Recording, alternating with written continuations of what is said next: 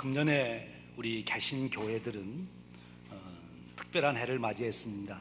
잘 아신 대로 종교개혁 500주년을 맞이해서 세계 도처에서 여러 기념 행사들을 하고 있습니다. 이번에 성지순례를 다녀오면서도 그런 행사가 준비된 그런 지역이 있는 것을 보았습니다. 종교개혁 500주년을 맞이해서 많은 세계 곳곳의 교회들과 그리스도인들이 우리의 신앙을 다시 한번 점검해보고 그리고 다시 복음의 능력에 잡혀서 살아갔으면 좋겠다, 이제 그런 뜻으로 이런 모든 행사들을 하고 있습니다. 돌이켜보면 16세기는 외적으로는 교회가 온 세상을 지배하고 있었습니다. 교황이 황제를 임명하는 그런 권세를 가지고 정말 세상은 다 교회 중심으로 살아가는 것처럼 외적으로는 보였습니다만, 그러나 진정한 신앙을 통해서 주시는 기쁨과 평안과 그 은혜는 누리지 못하고 있던 그런 시대였습니다.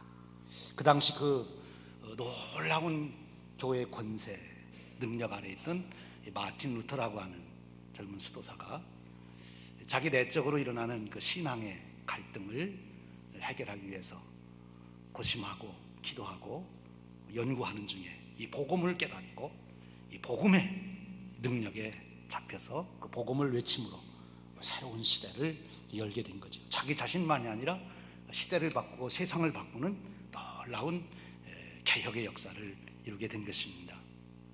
또 그로부터 한 200년 후에 영국의 상황으로 돌아가 보면 영국도 산업화가 되면서 사회적으로 많은 문제들이 있게 됐습니다. 대영제국이라고 하는 그 큰 나라를 이루었지만, 그러나 많은 국민들은 평안과 기쁨이 없이 대표적인 생활을 하게 되고 그리고 많은 범죄가 범람하는 그런 사이였습니다. 근데 그때 바로 존 웨슬리라고 하는 젊은 목사님이 이 구원의 복음을 깨닫고 그리고 그 복음을 외침으로 자신만이 아니라 영국 사회를 변화시키는, 사실은 그 은혜로 온 우리까지도 그 놀라운 은혜의 삶을 살게 되는 그런 축복을 누리게 됐습니다. 이 종교개혁 500주년을 맞이하면서 우리들도 다시 한번 우리의 믿음을 점검해보고 우리의 신앙을 통해서 다시 우리 자신의 구원의 축복을 누릴 뿐만 아니라 우리를 통해서 세상이 하나님의 구원의 은혜를 누리는 그런 역사가 일어났으면 좋겠습니다. 그래서 우리가 계속해서 지금 복음에 대한 말씀을 우리가 나누고 있습니다. 오늘 5번째 복음에 대한 말씀을 나누겠습니다. 지난 시간까지 말씀을 나누었던 내용을 잠깐 요약해보고 그리고 오늘 본문에 근거해서 우리에게 주시는 5번째 복음의 진리를 함께 나누고자 합니다. 말씀드린 대로 성경은 우리에게 진리를 말씀해 주시는데 그 진리를 나누어 보면 크게 4가지 진리로 요약할 수 있다 했습니다. 그 4가지 진리를 한 구절로 잘 함축하고 있는 성경 구절이 있는데 그 성경 구절이 무엇이라고 그랬죠? 요한복음 3장 16절 말씀입니다. 요한복음 3장 16절 말씀을 우리 함께 암송해 보겠습니다. 요한복음 3장 16절 말씀. 하나님이 세상을 이처럼 사랑하사 독생자를 주셨으니 이는 저를 믿는 자마다 멸망치 않고 영생을 얻게 하려 하심이라. 요한복음 3장 16절 말씀. 이 말씀은 성경 전체를 요약하고 있는 말씀이 되기 때문에 여러분들이 꼭 암송하셔야 될 그런 말씀입니다. 그리고 이 말씀을 깊이 묵상하고 생각하고 깨달아가면 성경 전체가 되는 거예요. 그래서 이 말씀을 꼭 암송하시기를 바랍니다. 이 말씀에 보면 4가지 진리를 말씀하고 있는데 첫 번째 진리가 무엇이라고 그랬습니까? 하나님이 우리를 사랑하시고 지극히 사랑하시고 그래서 우리를 위하여 놀라운 계획을 가지고 계시다, 그렇게 말씀하는 내용입니다. 우리에게 멸망치 않고 영생을 얻게 하려 하신다, 이렇게 말씀해 주시고 있어요. 그런데 이 영생을 얻게 한다는 이 말씀을 거기서는 한마디로 그렇게 요약했지만 요한복음 10장 10절에 가보면 그것을 잘 나누어서 설명해 주고 있습니다. 하나님께서 우리를 향하여 가지신 계획이 나눠보면 둘이 될 수 있다는 거죠. 요한복음 10장 10절은 이렇게 말씀해 주시고 있어요. 도적이 온 것은 도둑질하고 죽이고 멸망시키려는 것뿐이요, 내가 온 것은, 즉 예수님이 온 것은 양으로, 즉 우리들로 생명을 얻게 하고 더 풍성히 얻게 하려는 것이라, 이렇게 말씀하고 있어요. 예수님이 오신 이유가 우리에게 생명을 얻게 하고 더 풍성하게 얻게 하려고 오셨다. 생명을 얻게 하는 은혜, 그리고 생명을 얻은 자가 더 풍성하게 사는 이 은혜를 주시려고 예수님이 오셨다. 이것이 하나님의 계획이라는 것입니다. 그런데 참으로 안타까운 것은 두 번째 성경이 말씀하시는 진리는 우리 인간들이 그 하나님의 사랑을 모른다는 거예요.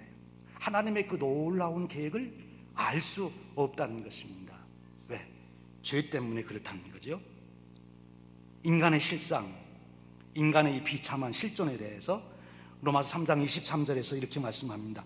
모든 사람이 죄를 범하였음에 하나님의 영광에 이르지 못하더니, 로마서 6장 23절에 가서는 또 이렇게 표현하고 있어요. 죄의 삭은 사망이라. 우리 인간은 하나님의 그 놀라운 생명, 그 풍성케 해주시는 은혜를 받아 누려야 되는데, 안타깝게도 자연인인 인간, 이 세상에 부모로부터 태어난 모든 인간은 근본적으로 하나님을 알지도 못하고 하나님의 이 사랑을 모르고 하나님의 계획을 알 수 없는 상태로 태어났다고 하는 것입니다. 그것이 인간의 본질적인 모습이라는 거지요. 타락된 인간을 말씀하고 있는 것입니다. 타락된 인간, 즉 하나님을 떠난 인간이죠. 여러분 그렇지 않아요? 지난 시간까지 드린 말씀에 의하면 우리가 하나님의, 그러니까 영생의 복을 얻는다는 것을 하나님의 자녀가 되는 것이다, 그런 말씀을 드렸는데, 아버지가 싫다고 자기 스스로 자신의 운명을 결정하겠다고 아버지를 떠나나가서 사는 아들이 아버지의 축복을 계속 누릴 수 있을까요? 그럴 수 없는 거지요.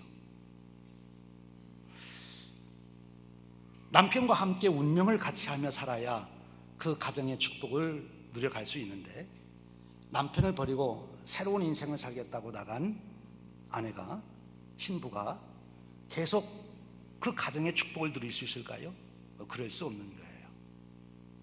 훌륭한 왕의 통치를 받으며 보호를 받으며 그를 의지하며 살아가는 행복한 복된 시민으로서 살아가야 될 사람이 왕을 내몰아내고 자기가 왕이 됐다면 그는 더 이상 왕의 축복을 누릴 수 없는 게 되는 거죠. 하나님을 떠난 인간은 절대로 하나님의 사랑과 축복을 누릴 수가 없어버리게 된 거예요. 아예 하나님이 계신 것조차도 모르는 그런 상태에 빠져 있는 존재, 그리고 자기 인생에 온갖 문제가, 죄악의 문제가 있고 결국 죽음이라고 하는 실존 앞에 서야 되는 자신임에도 불구하고 그것이 왜 그런지도 모르고 살아가는 존재, 이것이 인간의 모습이다.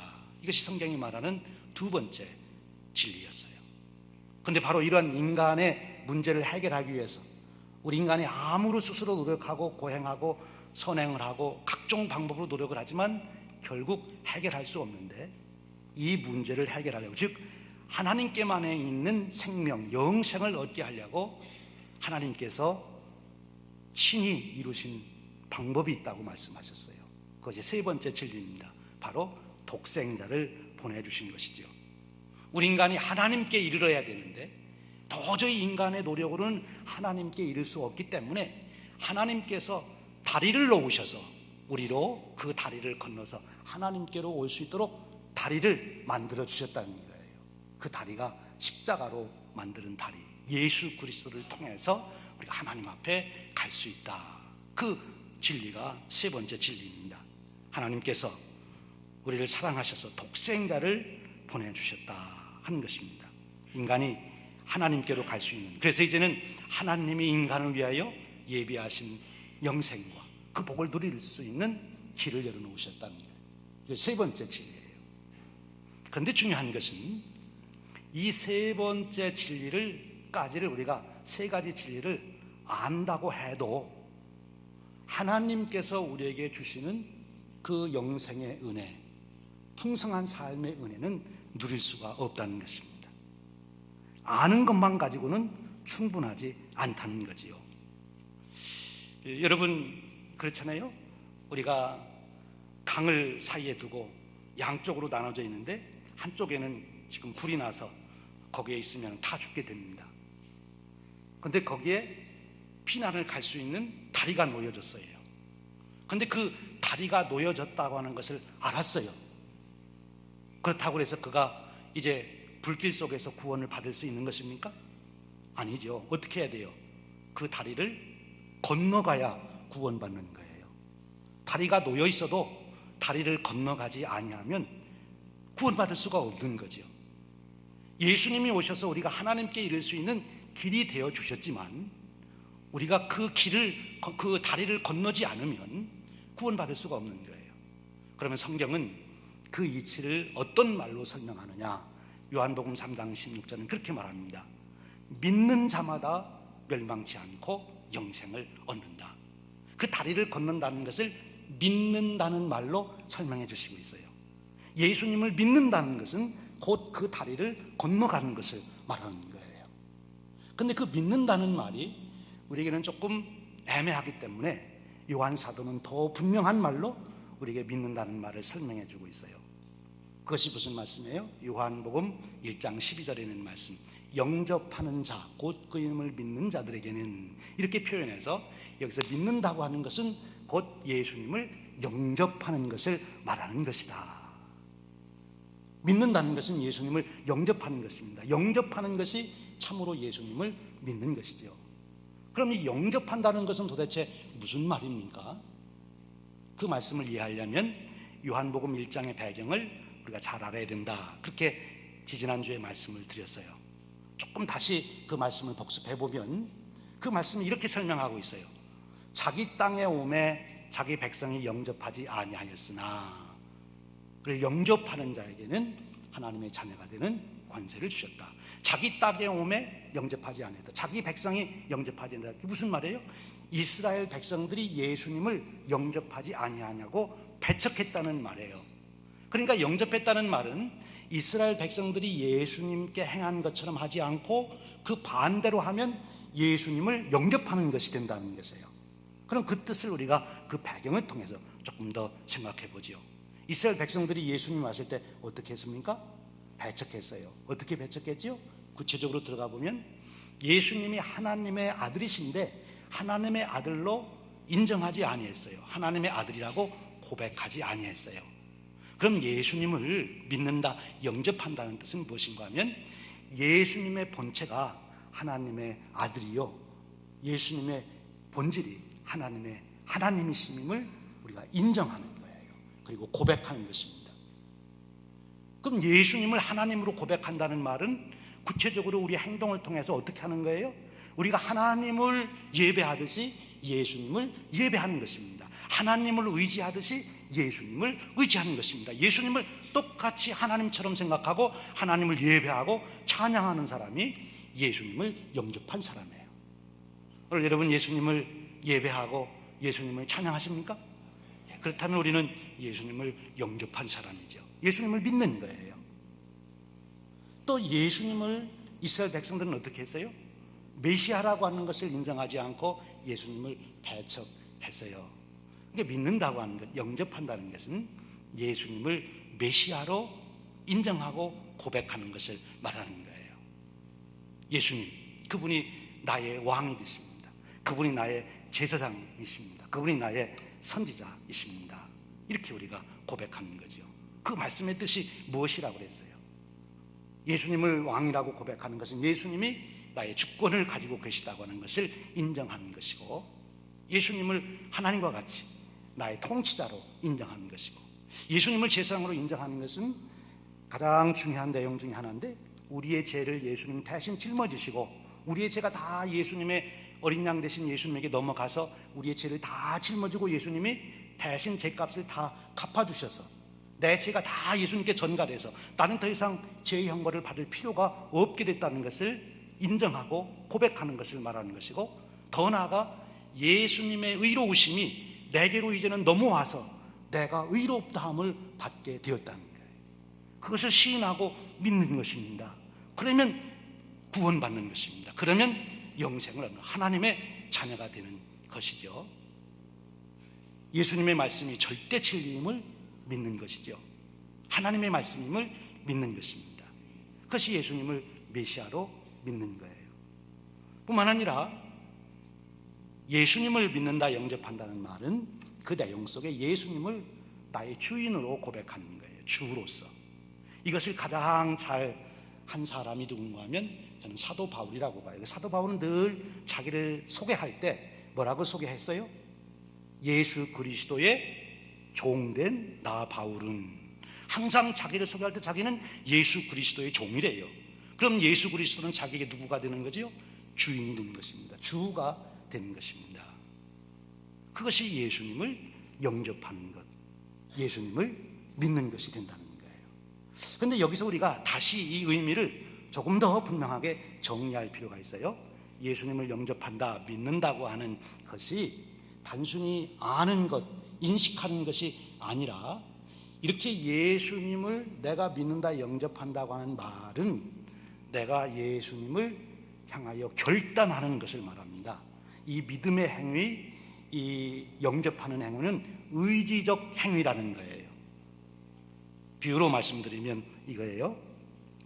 제가 목사로서 결혼 주례를 하게 됩니다. 근데 이 결혼식을 하게 되는데 이 결혼식의 클라이맥스가 언제가 되는 거죠? 언제 결혼식의 클라이맥스가 이르게 됩니까? 제가 주례하면서 보니까 바로 언약 갈 때, 그때더라고요. 신랑 신부의 손을 잡고 신부의 눈을 똑바로 보고 제가 하는 말을 따라 사십시오. 그렇게 하고 제가 언약의 고백을 하게 만들어요. 당신을 나의 아내로 맡고 아플 때나 병들 때나 부할 때나 가난할 때나 평생토록 죽음이 우리를 나눌 때까지 아내로 삼고 여기고 살겠습니다. 이렇게 고백할 때 그때 그 눈을 보면 눈에 눈물이 맺히는 것을 볼 수 있어요. 가장 감격의 순간이지요. 신부도 마찬가지죠. 신랑을 향해서 그렇게 고백할 때 이제 그렇습니다. 근데 여러분, 그 신랑과 신부가 서로 고백하는 것이 단순히 아는 거예요. 저 사람은 훌륭한 남자고 저 사람은 훌륭한 청년이고 장래가 촉망되고 저 사람이 내 남편이 될 수 있다니 참 감격스럽다. 그러고 끝나면 결혼이 안 돼요. 거기에 언약의 고백이 있어야 되는 것입니다. 굉장히 중요한 사항이에요. 우리가 예수님을 영접하고 믿는 행위에 있어서도 중요한 순간이 어떤 순간인 거면 예수님을 향하여, 신랑이 신부를 향하여 신부가 신랑을 향하여 언약의 고백을 하듯이 눈을 똑바로 바라보고 정말 고백을 하듯이 우리도 예수님을 향하여 고백이 있어야 되고 시인을 해야 된다는 것입니다. 그것을 제일 잘했던 사람 한 사람 대표가 베드로예요. 베드로가 빌립보 가이사랴에 갔을 때 예수님께 뭐라고 고백을 했습니까? 이번에 우리 성지순례 가신 분들이 그 빌립보 가이사랴에 가서 똑같이 베드로의 고백을 따라서 한번 해봤어요. 가슴이 좀 뭉클하더라고요. 그 판 신전 앞에서, 또 제우스 신전 앞에서, 당시 황제의 신전 앞에서, 사실 그 판 신전이나 제우스 신전은 헬라 사람들이 얼마나 참 위대하게 생각하는 그런 신전이니까 신전 자체도 호화롭고요. 또 그 당시 황제는 누굽니까? 로마의 정치력과 군사력을 가지고 세계를 허령하던 사람인데, 반면에 예수라고 하는 분은 나사렛 청년. 이번에 가봤더니 나사렛 동네가 아주 조그만하더라고요. 우리 교회당 전체 여기 건물 터보다도 더 동네가 작더라고요. 그런 조그만 동네에 몇 집 안 되는 데서 사는 예수님이신데, 그 시골 청년한테 베드로가 고백한 거예요. 주는 그리스도시요 살아계신 하나님의 아들이십니다. 정말 위대한 고백이에요. 옛날 황제를 향하여 당신은 나의 큐리오스 주입니다. 이렇게 장수들이 고백하고 생명을 걸고 전쟁에 나가듯이 바로 그런 고백, 그것은 바로 결단을 말하는 거예요. 결단. 베드로의 결단을 거기서 보잖아요. 주님을 향해서 내가 목숨을 걸겠습니다 하는 결단이 그 다음에도 나오잖아요. 그것이 고백인 것입니다. 그런 고백을 한 사람은 예수님을 영접한 것입니다. 그 고백의 순간에 결혼 언약 고백을 함으로써 결혼이 성사되듯이 그 고백을 하는 순간에 바로 우리가 예수님의 영접하게 되는 것이고, 예수님이 나의 메시아가 되는 것이고, 예수님이 나의 주가 되시는 것입니다. 그러나 내가 구원받은 것이 되는 거지요. 우리가 지난번에 같이 공부한 사형리 그 소책자에 의하면 예수님을 영접하는 기도문이 거기에 나와 있습니다. 그 기도문을 제가 한번 다시 읽어보려고 합니다. 여러분들이 기도문을 한번 들으시면서 나도 그렇게 기도합니다 라고 고백하시면 아멘 그렇게 대답하시면 돼요. 제가 종종 그런 분들을 봐요. 이 결혼식에 언약했던 그 언약문을 다시 읽어보며 그 결혼에 대한 의미를 다시 새기고 그 감격을 가지고 다시 가정생활에 충실하겠다고 하는 그런 분들을 보게 되는데, 이미 여러분들이 주님을 영접하는 고백의 기도를 드렸는데 오늘 이 말씀을 들으면서 다시 한번 여러분 주님을 향하여 여러분의 고백한 신앙을 고백하는 그런 시간을 한번 가져보십시오. 주 예수님, 나는 주님을 믿고 싶습니다. 십자가에서 죽으심으로 내 죄값을 담당하시니 감사합니다. 지금 나는 내 마음의 문을 열고 예수님을 나의 구주, 나의 하나님으로 영접합니다. 나의 죄를 용서하시고 영생을 주심을 감사합니다. 나를 다스려 주시고 나를 주님이 원하는 사람으로 만들어 주옵소서. 예수님의 이름으로 기도합니다. 아멘. 여러분 아멘이십니까? 예. 아멘 하신 분들은 여러분이 의지적으로 이 고백을 했기 때문에 예수님을 영접한 것이 되는 거예요.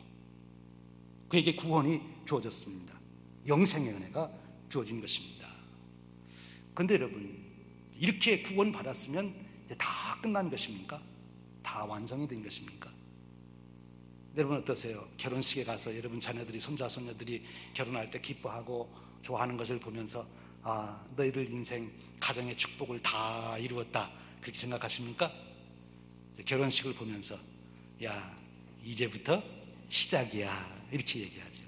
이제부터 시작인 거예요. 예수님을 영접한 그 순간부터 우리의 축복된 삶은 이제 시작이 되는 거예요. 그래서 주님은 말씀하시기를 너에게 생명을 얻게 하고 더 풍성히 얻게 하려 한다. 이 더 풍성히 얻게 하는 것이 이제 주님과 함께 결혼 생활을 하면서 얻게 되는 그 풍족한 은혜를 말씀해 주시고 있는 거예요. 여러분, 우리가 예수님과 결혼하고 하나님의 자녀가 되고 예수님을 주로 고백하는 그 법적으로 그런 특권을 얻은 그 자리에서 머무르지 않고 우리가 그 축복된 하나님이 계획하신 놀라운 풍성한 삶을 우리의 인생 가운데 누려가시는 그런 축복된 여러분 되시기를 주님의 이름으로 축원합니다. 근데 이 은혜를 가장 잘 나타내고 있는 성경 구절 하나가 오늘 우리가 본문으로 읽은 에베소서 4장 13절의 말씀입니다. 에베소서 4장 13절 말씀에 보면 이렇게 말씀하고 있어요. 우리가 다 하나님의 아들을 믿는 것과 아는 일에 하나가 되어 온전한 사랑을 이루어 그리스도의 장성한 분량이 충만한 데까지 이르리니 이는 우리가 이제부터 어린아이가 되지 아니하여 사람의 속임수와 간사한 유혹에 빠져 온갖 교훈의 풍조에 밀려 요동하지 않게 하려 함이라. 오직 사랑 안에서 참된 것을 하여 범사에 그에게까지 자랄지라. 여기 아주 중요한 두 가지 단어가 나오고 있어요. 하나는 그리스도의 장성한 분량이라는 말이 나오고 또 다른 하나는 자라가라 그런 말씀이 나옵니다. 이 에베소서 4장 13절에서 15절이 바로 풍성한 삶을 사는 우리 그리스도인의 삶을 그 실체를 잘 설명해 주고 있는 거예요. 그 삶은 한순간에 이루어지는 것이 아니라 자라나는 것이다. 점차적으로 이루어지는 것이다. 그렇게 말씀하신과 동시에 그 실체는 무엇이냐? 그리스도의 장성한 분량에까지 너희들이 이르는 것이다. 그렇게 말씀하고 있는 거예요. 그리스도의 장성한 분량에 이르는 것. 이것이 성경이 말씀하시는 우리를 향한 하나님의 놀라운 계획이라는 것입니다. 예수님을 영접하여 더 이상 지옥 가지 않고 멸망당하지 않고 천국에 가는 축복을 누리는 것, 그것으로 끝나는 것이 아니라 그것은 시작에 불과한 것이고 이제부터 너희들은 그리스도의 장성한 분량에 이르는 그 축복된 삶으로 향하여 나아가야 된다. 그런 축복된 삶으로 너희들이 성장하고 성숙해야 한다. 그 말씀을 주시고 있는 거예요. 이 말씀을 신학적으로 잘 설명한 사람이 있습니다. 그것이 바로 우리 감리교회 신앙운동을 일으킨 존 웨슬리 목사님이에요. 그분이 사용한 신학적인 용어를 성화, sanctification이라 그렇게 말씀해요. 이 존 웨슬리 목사님은 우리가 예수님을 영접해서 구원받는 그 순간, 그것을 칭의의 은혜다, 의롭다 하심을 받는 은혜다. 그것은 법적으로 이제 모든 죄 사함을 받고 더 이상 죄 형벌을 받지 않고 벗어나서 하나님의 자녀된 권세와 특권을 누리게 된 자격을 얻는, 운명이 바뀐 그것을 가리켜서 칭의의 은혜다, 그렇게 말씀하시는 거예요. 그런데 그 은혜는 마치 집으로 말하면 문을 열고 들어가는 것과 마찬가지다. 그 은혜를 받기 위해서 회개하는 것은 폴치에 나온 현관에 이르는 것이고, 이제 칭의의 은혜를 받는 것은 문을 열고 하나님의 은혜의 세계로 들어가는 것과 같은 것이다. 그런데 진짜 축복은 뭐냐? 그 은혜를 받은 후에 그리스도의 장성한 분량에 이르는 성화의 은혜를 누리는 것, 그것이 정말 놀라운 축복이다. 이 축복을 우리가 누려야 된다라고 외친 것입니다. 이 복음이 바로 존 웨슬리 목사님으로 하여금 놀라운 인생을 살게 하고 목회를 이룰 뿐만 아니라 영국 사회를 변화시키고 미국의 새로운 역사를 이루고, 그리고 오늘 우리에게까지도 큰 영향을 주고 있는 거지요. 여러분, 이 성화에 대한 은혜를 깨달으셔야 되는데, 성화의 은혜를 누리려면 두 가지를 우리가 알아야 돼요. 하나는 성화의 은혜가 있다는 것을 알고 사모해야 돼요. 존 웨슬리 목사님도 이 은혜를 깨달을 때까지 그것을 몰랐어요. 그러다 이 은혜를 말씀 안에서 또 자기의 체험을 통해서 깨달으면서 그에게 놀라운 인생이 시작된 것입니다. 먼저 이 은혜, 성화의 은혜가 있다는 것을 알아요. 그리스도의 장성한 분량에까지 우리가 이르면 그 축복이 얼마나 귀한 것인지를 우리가 알고 그것을 사모해야 된다는 것입니다. 오늘 에베소서의 말씀에는 그렇게 표현하고 있어요. 어린아이라는 말이 있어요. 그리고 장성한 그런 말이 있어요. 여러분, 구원받고 계속 어린아이의 상태로 인생을 살아가다가 천국 가시기를 원하십니까? 여기 보니까 어린아이들은 미혹되고 잘 싸우고 그리고 문제를 일으키고 뭐 그런 애 보니까 잘 넘어가고, 그런데 어른이 되면 그렇지 않다는 거예요. 여러분은 어떤 삶을 살고 싶으세요? 여러분이 구원받은 것으로 만족하고 하나님의 자녀가 되었으니 이제 다 끝났다 그렇게 생각하고 그것으로 여러분의 신앙의 목표는 끝난 것입니까? 존 웨슬리 목사님은 그것은 시작에 불과하다. 너희들이 그리스도의 장성한 분량에 이르러서 그 놀라운 축복을 너희들이 누리기를 원한다. 그 권세, 그 능력이 너희들의 삶을 통해서 나타나기를 원한다. 이렇게 말씀하고 계세요. 이번에 제가 그 성지순례를 하면서 특별히 갈릴리에 가서 그런 생각을 했어요. 예수님께서 말씀을 전하신 팔복교에 뭐 이렇게 가서 예수님이 우리 시카고 한인 전연합 감리교에 오셔서 여기 갈릴리 호수 주변에서 하셨던 그런 일들을 해주시면 얼마나 좋을까. 예수님, 저는 목회가 시원치 않은데 예수님이 오셔서 좀 목회를 해주시죠. 그러면 참 좋겠습니다. 여러분, 그런 생각해 보셨어요? 여러분 대신에 예수님이 여러분 가장이 되어주시고 여러분의 역할을 해주시를 남편이 되어주시고 아내가 되어주시고, 예수님이 여러분을 대신해서 여러분의 비즈니스 하는 데 가시고 여러분의 친구를 만날 때 예수님이 만나주시고, 그럼 어떤 일이 일어날 것 같아요? 예수님이 여러분이 맡은 그 역할을 예수님이 지금 오셔서 해주신다면 어떤 일이 일어날 것 같아요? 별로 좋지 않은 일이 일어날 것 같아요? 놀라운 일이 일어날 것 같아요. 그래서 예수님께서 오셔서 목회를 해주십시오 이렇게 기도를 드렸더니 한참 후에 제가 그 마음을 가지고 기도하고 또 성지순례 묵상하고 하는 중에 이 말씀 준비하면서 그 말씀을 주시더라고요. 야, 내가 가서 목회하는 게 아니고 내가 내 장성한 분량에까지 내가 성장을 해야 되는 것이지 내가 가서 대신해 주는 것이 아니다. 맥스 루키드라고 하는 분이 예수님처럼이라고 하는 그의 책에서 그렇게 도전을 했어요. 당신 대신에 예수님이 당신의 역할을 하고 있다면 어떤 일이 날 것 같으냐. 당신이 그렇게 살 수는 없겠느냐? 그러려면 우리가 성화의 은혜를 받아야 된다는 것입니다. 성화의 은혜. 여러분, 구원받은 그러나 어린아이의 신앙에 머무르지 않고 여러분들이 그리스도의 장성한 분량에 이르는 그런 축복의 신앙이 되시기를 축원합니다. 그것이 신앙의 진수예요. 그래서 여러분 자신만 마음에 말할 수 없는 평안과 기쁨과 은혜를 입을 뿐만 아니라 여러분 때문에 여러분과 함께 살아가는, 여러분을 만나는, 여러분과 함께 사역을 하는 모든 사람들이 예수님과 함께 그 일을 하는 것과 같은 그 축복, 그 기쁨, 그 은혜, 그 감격을 누리며 살 수 있어야 된다는 거예요. 우리가 요즘에 굉장히 사실 도전을 받아요. 그 도전은 세상 사람들로부터 받는 거예요. 너희 예수 믿는 사람들, 예수 믿는다고 말만 많이 하는데 너희들 얘기 들어보고 너희들 사는 거 소문을 들어보면 어떻게 그렇게 사냐, 걱정된다. 교회가 참 걱정된다. 어떻게 그렇게 사냐, 그렇게 얘기를 해요. 여러분, 우리가 구원을 못 받아서 그런 건가요? 아니에요. 이미 우리가 주님을 영접했어요. 그런데 그런 문제가 있는 것은 아직 우리가 어린아이의 신앙이기 때문에 그런 거죠. 그리스도의 장성한 분량에 이르는 그 은혜를 우리가 입으면 우리의 삶을 통해서, 우리의 인격을 통해서 예수 그리스도의 모습이 드러나게 되는데 세상 사람들은 지금 그것을 보기를 원하는 거예요. 교회를 통해서, 우리 그리스도인들을 통해서 예수 그리스도처럼 살아가는 그 모습을 보기를 원하는 거지요. 그것이 우리에게 강력한 도전으로 와닿고 있고, 이 시대에 우리가 종교개혁 500주년을 기념하면서 이제 우리가 오늘 이 시대에 다시 회복해야 될 것은 칭의의 은혜는 우리가 이미 잘 알고 있어요. 이미 우리가 누리고 있어요.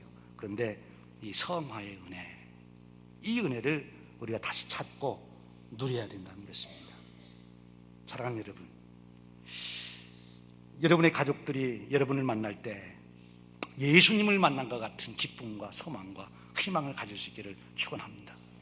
여러분의 친구들이 여러분들을 만날 때 예수님 만난 것처럼 그렇게 좋아하고 예수님 만났고 그가 회복돼서 그렇게 삶의 회복이 일어나기를 주님의 이름으로 축원합니다.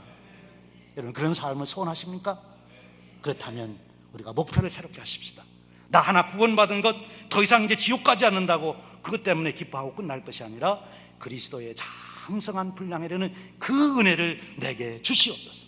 하나님, 그 축복을 내게 주시옵소서. 나로 인하여 우리 사랑하는 가족들, 우리 자손들이 하나님의 그 축복을 누릴 수 있도록, 나를 만나는 모든 사람들이 하나님은 위대하다고 찬양할 수 있도록 그 은혜를 누리게 하여 주시옵소서. 잔 웨슬리 목사님은 바로 그 은혜를 경험했습니다. 1738년 5월 24일 날 올드스게이트 거리에서 그가 어떻게 하면 구원의 확신과 그 평안과 그리고 사랑의 능력을 회복할 수 있을까 고민하는 중에 한 집회에 참석해서 어떤 분이 마틴 루터가 주석한 로마서의 서문을 읽을 때 그 속에서 구원 오직 믿음으로만 구원받는 것이고 예수 그리스도의 은혜로만, 그 예수 그리스도의 공적으로만 구원받는 것이다라고 하는 그 확신이 와서 구원의 기쁨을 누렸다면, 그가 1739년 1월 1일 날 한 60여 명이 함께 친구들과 모이는 성만찬, 애찬회를 갖는 그곳에 모여서 같이 기도하고 새벽 3시까지, 그의 일기에 보면 새벽 3시까지 기도하는 중에 성령의 충만함을 경험했어요. 사도행전에서 나오는 그 성령의 충만함을 그들이 경험하고, 그때부터 이 잔 웨슬리 목사님의 삶에 놀라운 은혜의 역사가 나타났어요. 여러분, 우리에게도 그런 축복이 주어지시기를 주님의 이름으로 축원합니다. 오늘 말씀의 결론을 내립니다. 우리는 의롭다함을 받고 더 이상 벌을 안 받는다고 하는 그 구원의 은혜, 칭의의 은혜에 끝나지 않고 성화의 은혜를 사모하는 성도가 됩시다 하는 거예요. 그리고 어떻게 그러면 그런 성화의 은혜를 받을 수 있느냐 하는 말씀은 다음 주에 우리가 그 은혜를 나누게 될 것입니다. 우리 여러분에게 바로 이 놀라운 그리스도의 장성한 분량에 이르는 축복이 있어서 여러분의 삶에 그리스도의 역사가 나타나는 축복이 있으시기를 주님의 이름으로 축원드립니다. 기도하겠습니다. 하나님 아버지, 오늘 저희들을 부르셔서 하나님의 놀라운 계획을 다시 확인하게 해 주시니 감사합니다. 우리가 하나님의 자녀된 신분을 얻고 죄의 형벌에서 노임을 받고 의롭담을 받는 것으로 끝나지 아니하고 우리의 속사람이 변화되고 우리가 인격이 성장해서 그리스도의 장성한 분량에 이를 수 있는 놀라운 축복을 예배해 놓으셨다니 참으로 감사합니다. 하나님, 우리가 그 축복을 누리게 하여 주시옵소서. 그래서 우리가 사는 곳곳에서 예수 그리스도의 향기가 나타나게 하시고 예수 그리스도의 역사가 우리를 통해서 이루어질 수 있도록 축복해 주시옵소서. 그 기쁨으로, 그 행복으로 살아가는 저희들 되게 하여 주시옵소서. 우리 주님 예수 그리스도의 이름으로 기도하옵나이다. 아멘.